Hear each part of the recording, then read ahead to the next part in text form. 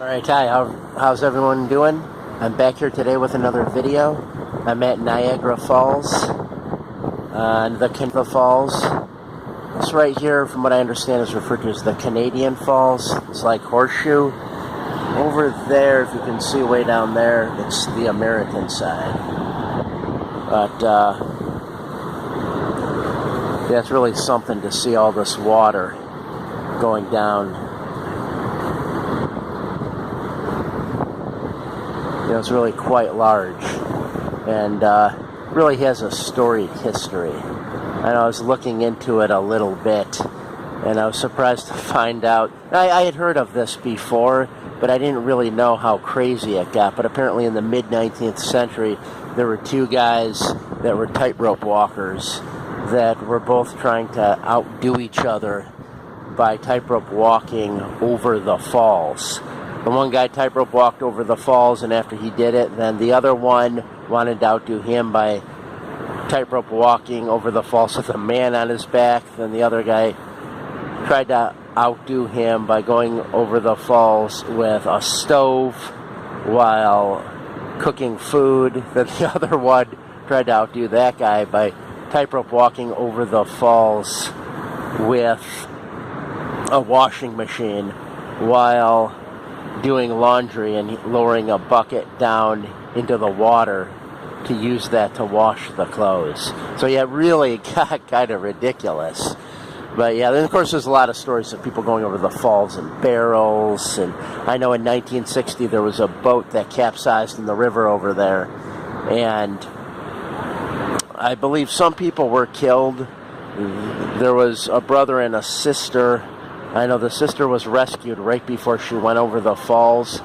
The brother, who was 7 years old, ended up going over the falls. However, he ended up completely unscathed, not a scratch on him. I guess it depends where you land. It's kind of hard to tell, you know, where you're going to land. As you can see, there are rocks down there. So, but, yeah, just a lot of other stories associated with the falls. I know there was a woman who went over the falls. Can't remember if it was the late 19th century or early 20th, but she went over in a barrel, and she did this because she was kind of broke at the time, and she wanted to do this as like a publicity stunt in hopes of going over the falls in the barrel and then being able to go on some kind of a lecture tour. Well, she went over the falls in the barrel, survived. Then she did go on a lecture tour, but she didn't really have much of like a stage presence and wasn't good at really telling people about her story. So she ended up not attracting much of an audience, and then stopped doing that. But yeah, just a lot of different things that happen. There's another story that goes back to the 19th century where, I believe the more earlier part of the 19th century, where there was a hotel here, and the hotel owner wanted to create a spectacle to draw visitors to the hotel. So he got a ship, loaded 23 animals on the ship, and then sent the ship over the falls so all the spectators could watch the animals as they died. You know, kind of gruesome. Something like that would never happen today, but that was the 19th century. So yeah, a lot of stories associated with the falls. I can't look at the falls, and I can't stand here on the edge of the falls without thinking of that scene from Superman 2.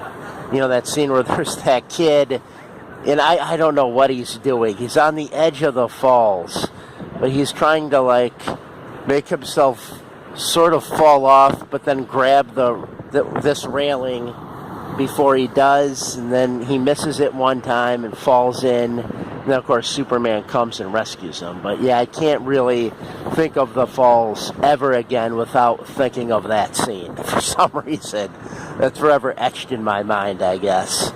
But yeah, so that's all I've got. Just kind of wanted to do this video on Niagara Falls.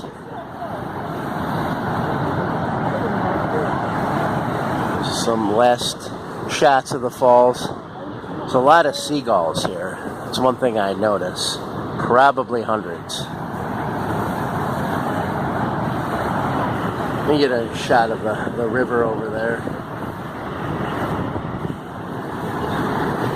But, yeah, that's all I got. If you watched this video, as always, I thank you for watching. Have a good night.